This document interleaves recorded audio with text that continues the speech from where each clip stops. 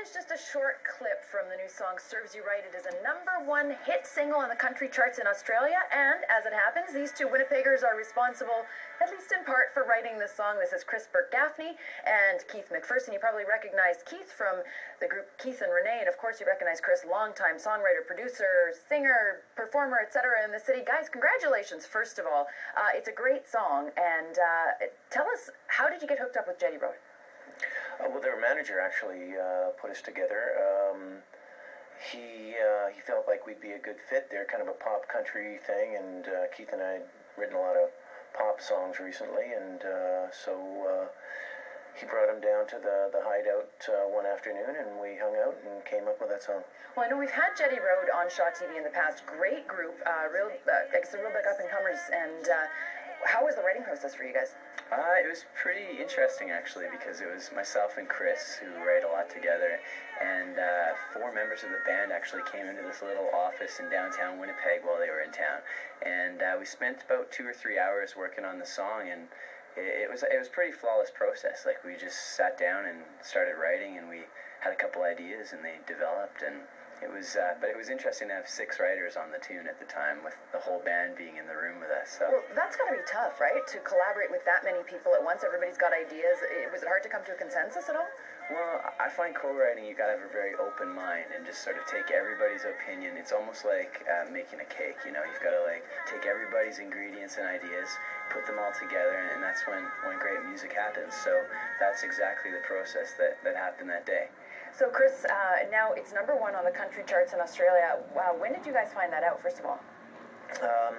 Well, we were kind of watching it climb. Their manager was keeping us posted on what was happening, and he said, "Oh, you're in the top 40," and then 2 weeks later, "You're in the top 10, and this thing could go to #1."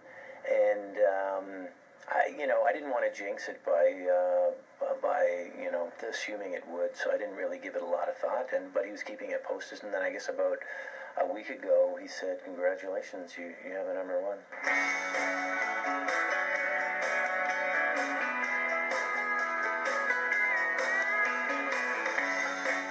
So what does that ultimately mean for you guys to, have the writing credit on a song that's now been #1? What does that mean? For those of us who aren't involved in the music industry, give us a little insight into that.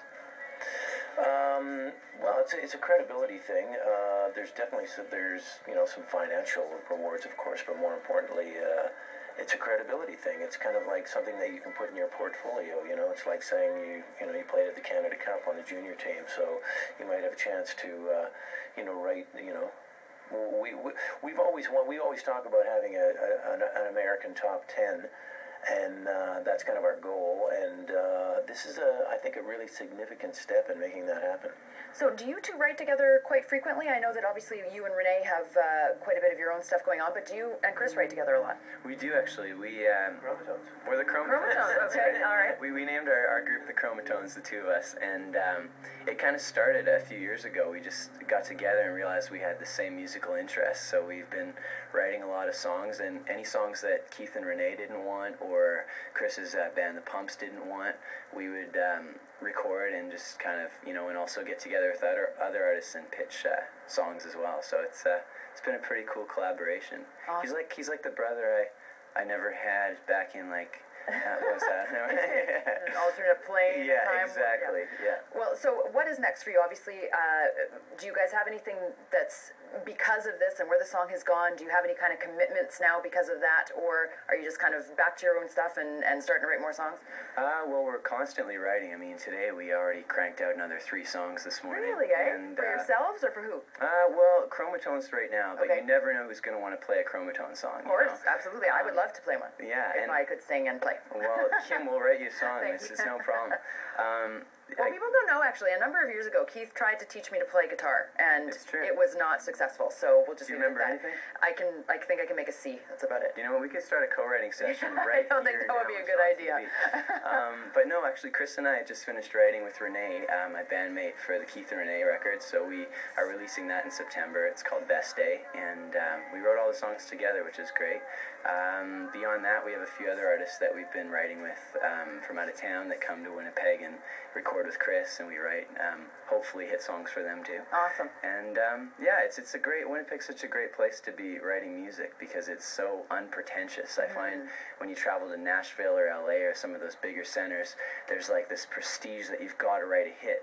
Where here in Winnipeg, it's so laid back and everybody's so supportive of creating music here. It's just a great place to be creating, and the mind stays open and unattached to the ego, so it's great. Well, guys, congratulations on this number one.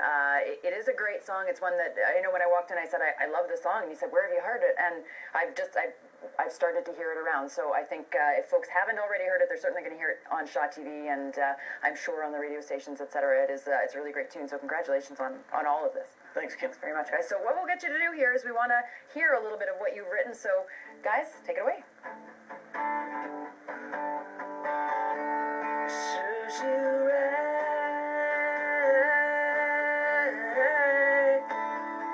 Remember what my daddy always used to say.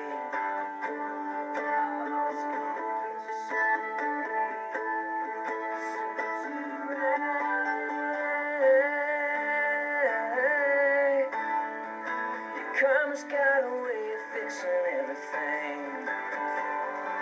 Oh, it's coming back.